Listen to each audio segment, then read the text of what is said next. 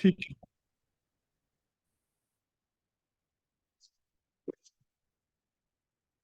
ओ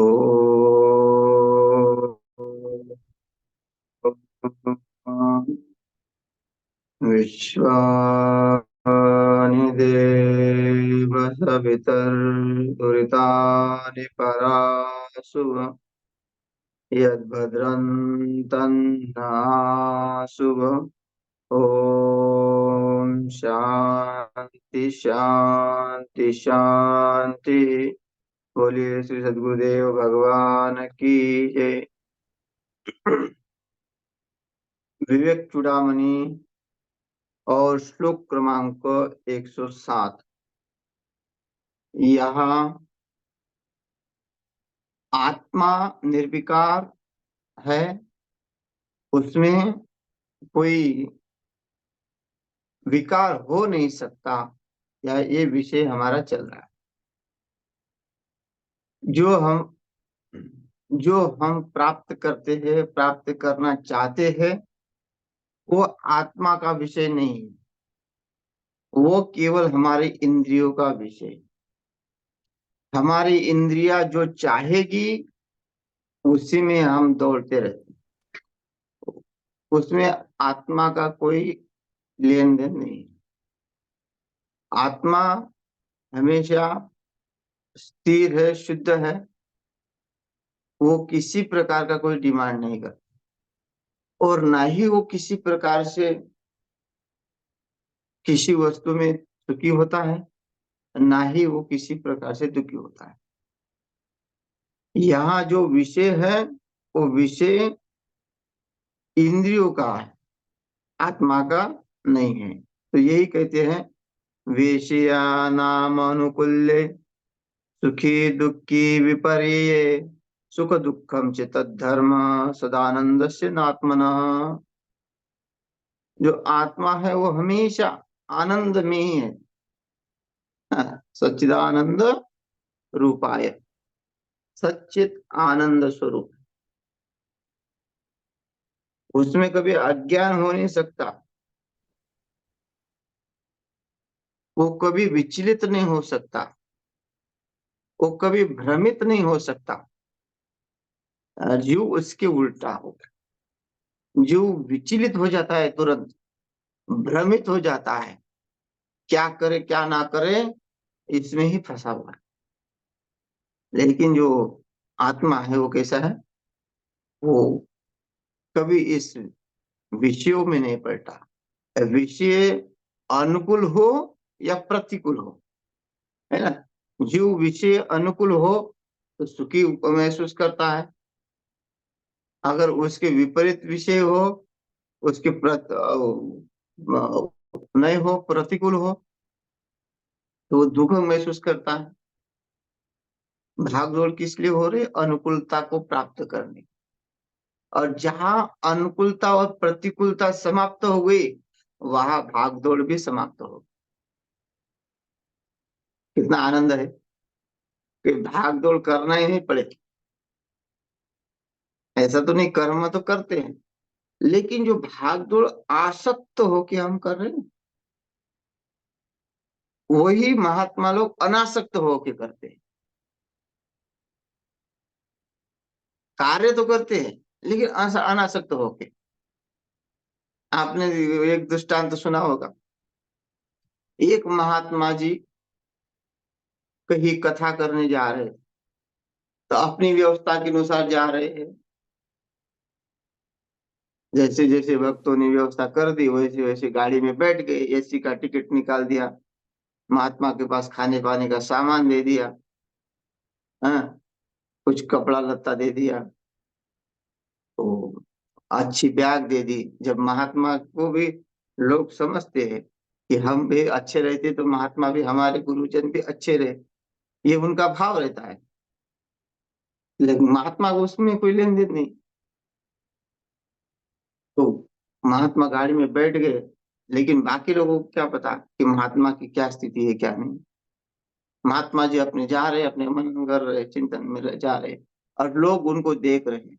देखो, हम तो सेठ लोग हैं, हमारा तो चलो पैसा कमाना है, ये और पैसा कमाते हैं तो पैसा खर्च भी करते हैं। एसी का टिकट हम एसी में बैठ के जा रहे हैं, लेकिन महात्मा भी एसी में जा रहे हैं। तो हम तो व्यापारी है, हम तो इधर की टोपी उधर करते रहते हैं, इसलिए एसी में जा रहे हैं। महात्मा भी एसी में जा रहे हैं।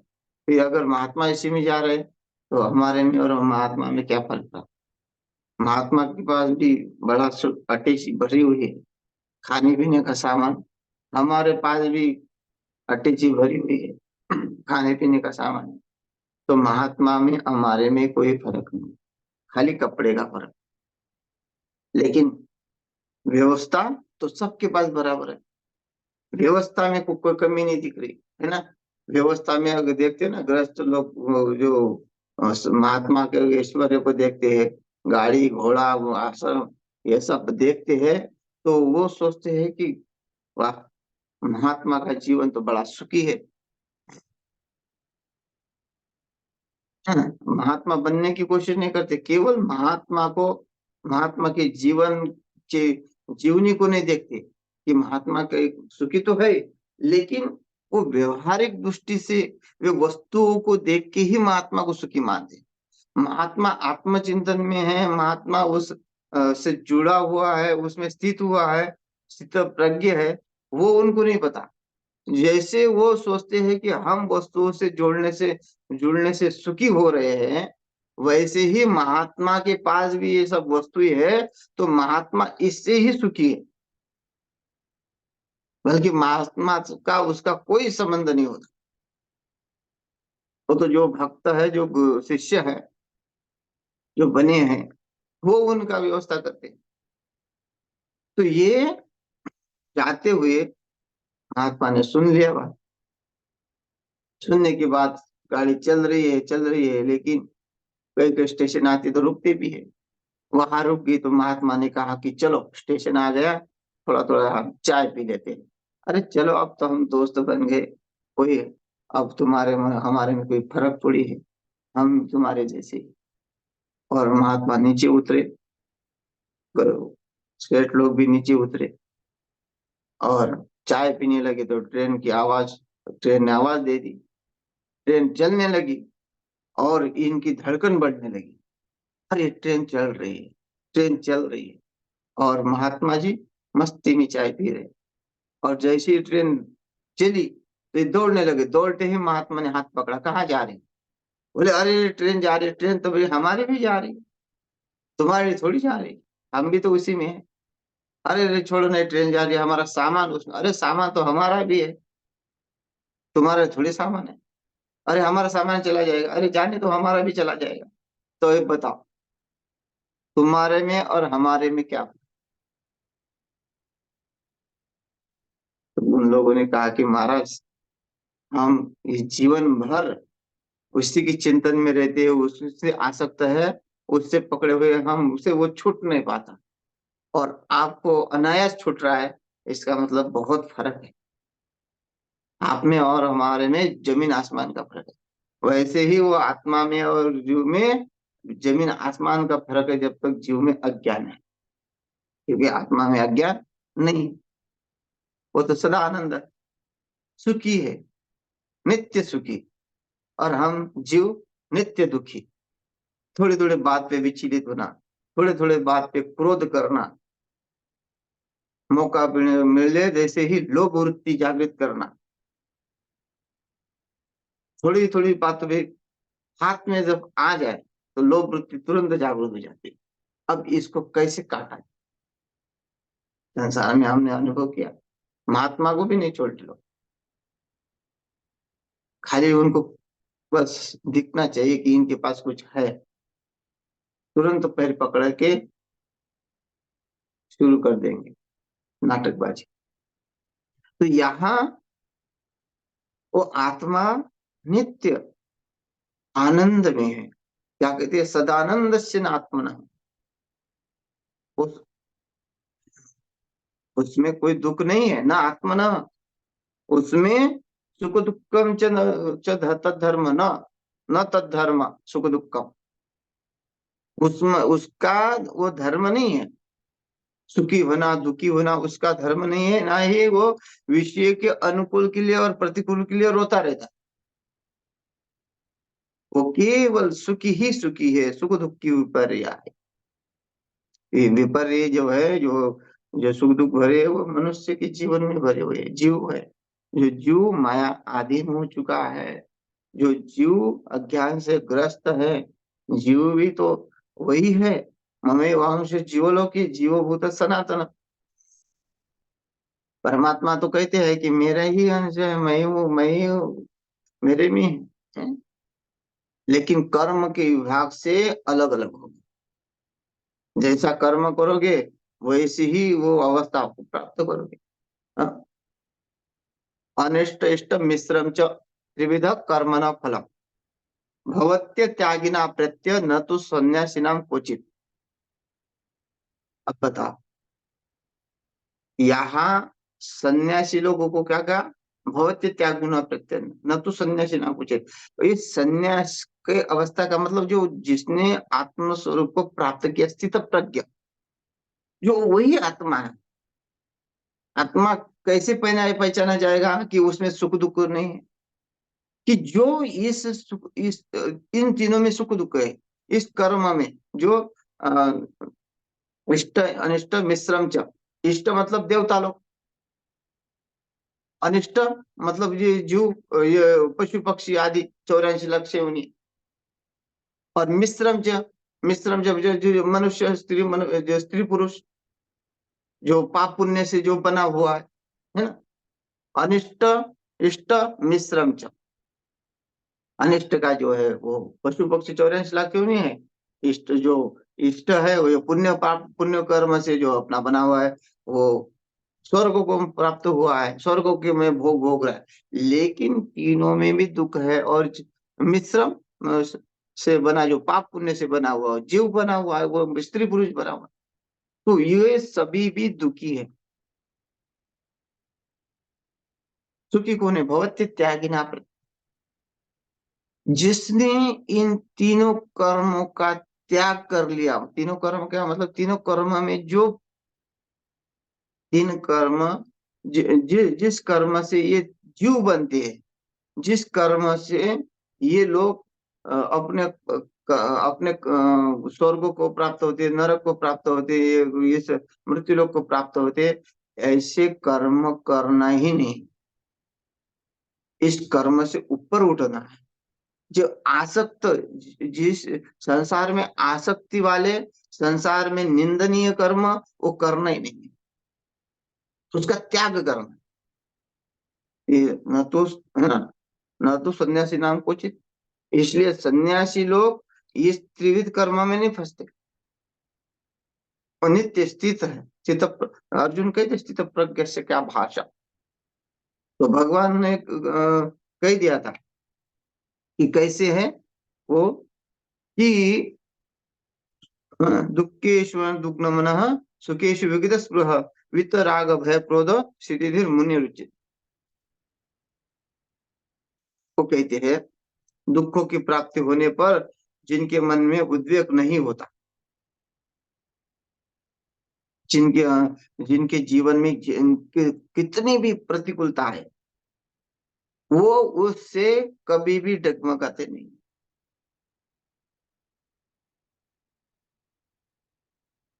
हमें नित्य आनंद में है, नित्य उस आत्मा में स्थित है।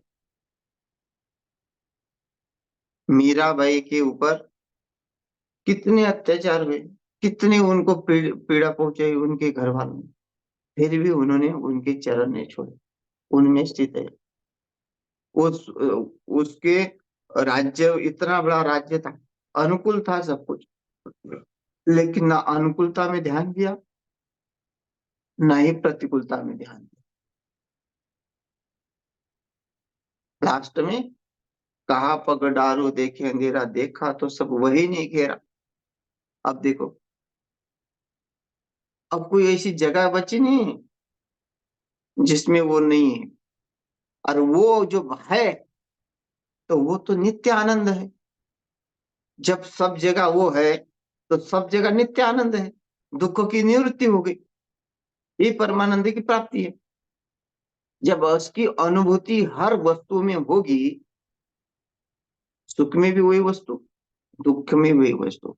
जब सुख दुख में लगेगा कि वो है हमारे साथ, कुंती को लगा, कुंती माता को लगा कि दुख में वो है, इसलिए दुख भी उसके अनुकूल हो गए। बोलती है दुख ही चाहिए, सुख नहीं चाहिए हमको। अगर ऐसा दुख में रहता है आनंद, तो सुख का क्या जरूरत है? सुख पता ही नहीं, जब दुख में ही इतना आनंद मिल रहा। तो ये अवस्था उस आत्मा की है जो कभी भी दुख में दुखी नहीं है और ना ही वो सुखी में सुखी है, वो केवल आनंद में ही आनंद में है। क्या बोलते हैं? यह सर्वत्रानभिस्नेह सतत प्राप्य शुभाशुभम न भी नंदति न द्वेष्टि न तस्य प्रज्ञा प्रतिष्ठिता। वो पुरुष जो है सर्वत्र स्नेह रहित और उस शुभ या अशुभ वस्तु को प्राप्त होकर न प्रसन्न होता है, न ही उससे द्वेष करता है, न ही वो दुखी होता है। उसकी बुद्धि हमेशा स्थिर रहती है।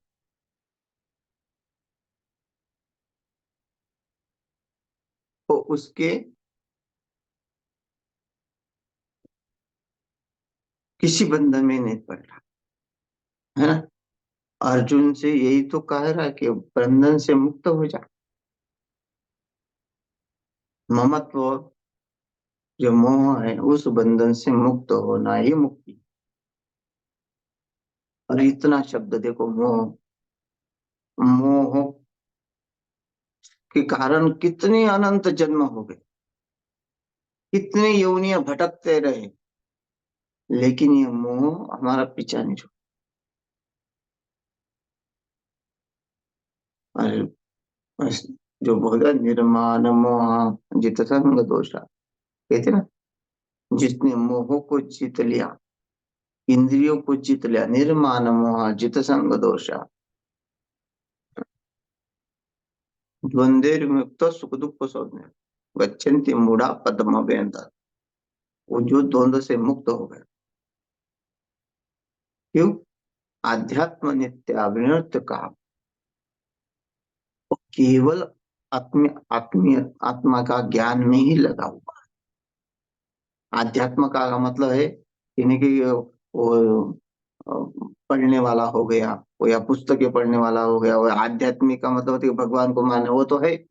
लेकिन अध्यात्म नित्य, वो नित्य सर्वत्र इतस्ततः परमात्मा के ही चिंतन में परमात्मा ही स्वरूप बना हुआ। आध्यात्म नित्य नृत्य काम ईशावास्यम इदम सर्वम सर्वम खल विदम ब्रह्म। इसी में ही उसकी वृत्ति बनी हुई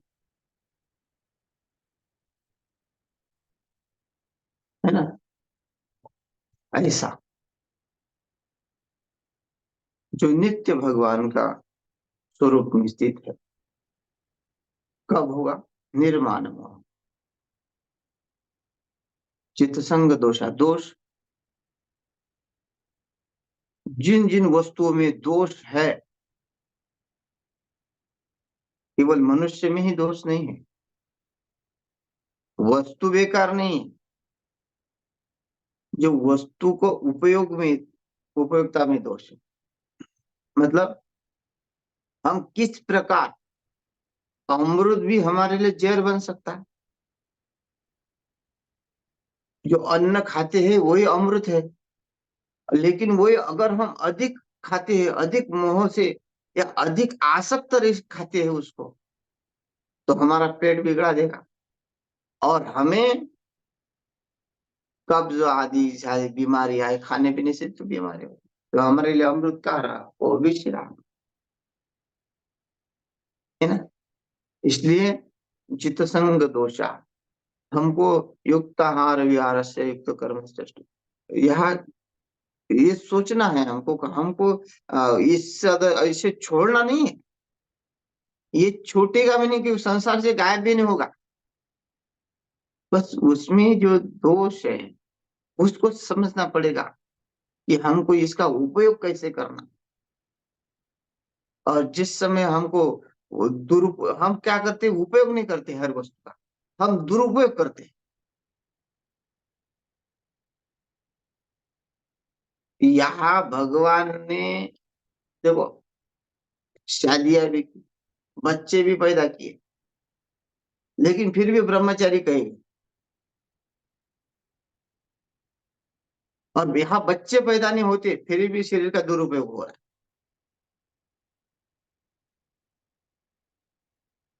हमको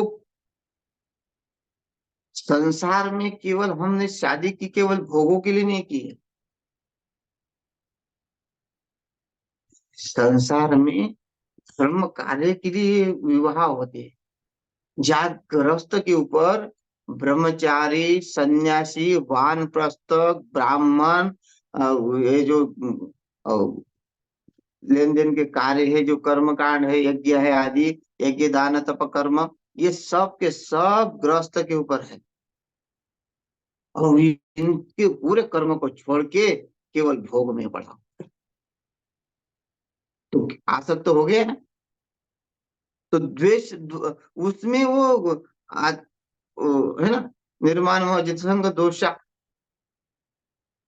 वो दोष से भरा हुआ है।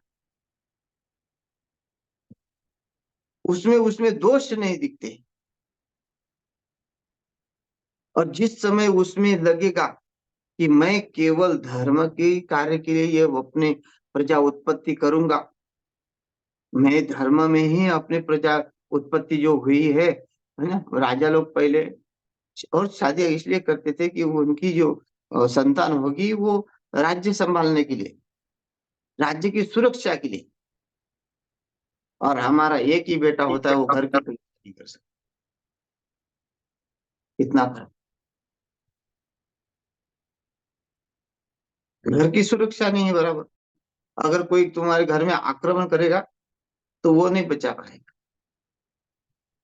क्योंकि उसको भी भोगवादी, हम भोगवादी है तो वो भी भोगवादी उत्पन्न हुआ। जैसा बीज बोया वैसे फल आएगा। उसके अंदर भी भोगों की वृत्ति बनी रहेगी। तो जैसे हम भी करेंगे वैसे ही वो प्राप्त होगा। इसलिए उस संसार को भोगते समय दोष दृष्टि से देखना है।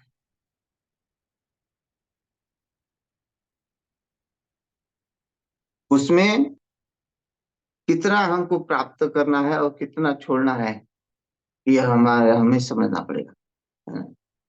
तो यहाँ क्यों कहा कि निर्माण मोह चित्त संग दोष अध्यात्म नित्यानित्य काम, अगर हमको उस आनंद में रहना है, गच्छन्ति मूढ़ा पद्म में था, अमूढ़ा मूढ़ लोग नहीं जो है उस पद को प्राप्त कर, और उस प्राप्त को प्राप्त करने के बाद फिर तो कोई कुछ ही किसी बात का इस वस्तु से लेस, ना किसी संसारी कार्य से लेस। क्यों कि वो ऐसे पद को प्राप्त करता है कि जहाँ उसको कोई जरूरत नहीं पड़ती। न तद भासते सूर्यो न शशांको न पाव कहा, यद्गत्वा न निवर्तन्ते तद्धाम पर। अब स्वयं प्रकाशित हो गए।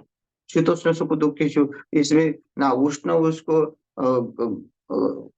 गर्मी पैदा कर सकते हैं, शीत उसको ठंड कर सकता है, ना उसको उसकी जरूरत।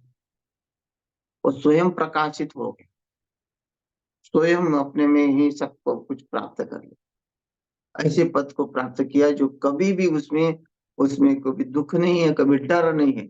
हमें तो डर है, हमारे पास कितना भी ऐश्वर्य हो, हमको डर है मृत्यु का, डर है, पाप पुण्य का भी डर है। करते तो पाप है लेकिन डरते भी है। तो डरते डरते जीना, जिंदगी डरते डरते ही जा रही है। ये करने से ये होगा, वो करने से होगा। निंदनीय कर्म तो होते नहीं है उनसे। ऐसा नहीं कि डर, वो डरते, उनका डर खत्म मतलब निंदनीय कर्म करते तो वो कितना भी कुछ करो तो नहीं, ऐसा नहीं।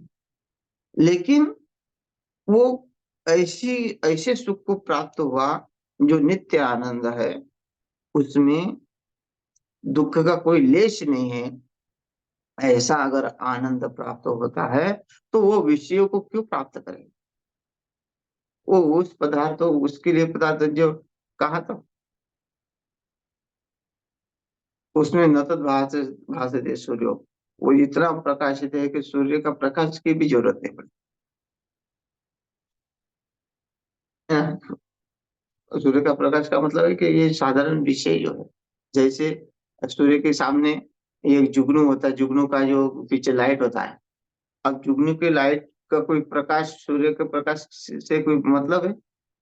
वो तो बहुत घनघोर अंधेरा है, और उसमें जुगनू अगर घूमता है तो वो चमकता रहता है, उसका लाइट छोटा छोटा थोड़ा थोड़ा, लेकिन उसके उजाले से कोई फायदा नहीं।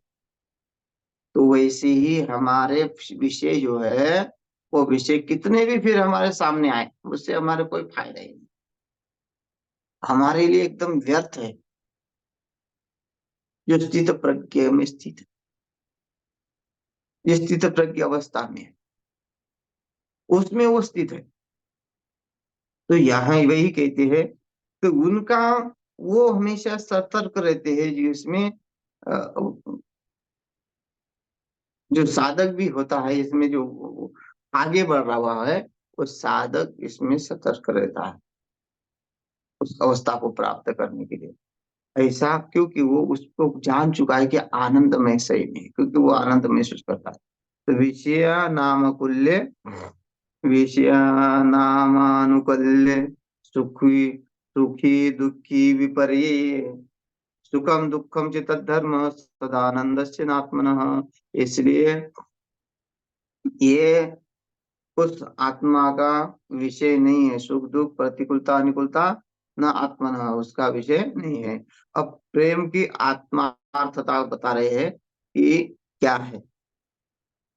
आत्मार्थत्वेन हि प्रेयान विषयो न स्वतः प्रिय, स्वतः एव हि सर्वेषाम आत्मा प्रियतमो यतः। यह कहते हैं विषय स्वतः प्रिय नहीं होते, किंतु आत्मा के लिए ही प्रिय होते हैं, क्योंकि स्वतः प्रियतम हो तो सबका आत्मा ही है। वो आत्मा क्या है? सब एक ही है। मैंने कहा था कि सब होने के लिए वो उस जिसने उसने छोड़ दिया सब कुछ, जिस विषय को जिसने छोड़ दिया, वो केवल उसके लिए ही प्रिय हो जाता है, उस आत्मा के लिए प्रिय हो जाता है, उस विषयों के लिए वो प्रिय नहीं। वो उसमें ही प्रिय, उसमें उसमें उसका मन लग गया। इसलिए महात्मा लोग ना घर घर को मुड़ के देखते हैं, ना संसार। नहीं तो घर में रहते तो अच्छा अच्छा खाने को मिलता है, अच्छा रहने को मिलता है, कुछ ना कुछ तो अच्छा है, तभी तो इतना संसार चल रहा है। लेकिन उसके उसको नहीं देखते, उसमें वो आनंद नहीं दिखते, वो आत्मा में ही आनंद दिखते, इसलिए वो आत्मा के लिए ही जीते हैं। इसलिए वो संन्यास का मतलब क्या है? पिंडदान करना। पिंडदान मतलब पूरा पूरा परमात्मा के ऊपर जो है, परमात्मा को हमने समर्पित कर दिया। पिंडदान, ये सब पिंड है, पूरा का पूरा हमारा जो पिंड है, वो पिंड दान करना मतलब परमात्मा के चरणों में दे देना। और हम तुम्हारे हो गए, हमारे कर्म भी आपके हो गए, हमारा सुख भी आपका हो गया, हमारा दुख भी आपका ही हो गया, आप ही सब हो गए। ऐसी अवस्था को जो प्राप्त करता है, वो प्रियतम सबका आत्मा ही है। वो सबका आत्मा उस आनंद को प्राप्त करने वाला है। लेकिन जब अज्ञान से दूर हो जाएगा तब जीव। तो समय बहुत अच्छा हुआ कि अभी बराबर हुआ, श्लोक का भी अर्थ थोड़ा सा अर्थ लग गया यहाँ, और श्लोक भी यही समाप्त हो जाता है। तो समाप्त करते हैं, 7:30 बज गए हैं, और अभी थोड़ा सा प्राणायाम करते जी हैं, महाराज। है जी ना? महाराज। जी महाराज। हरिओम तत्सत। ओम।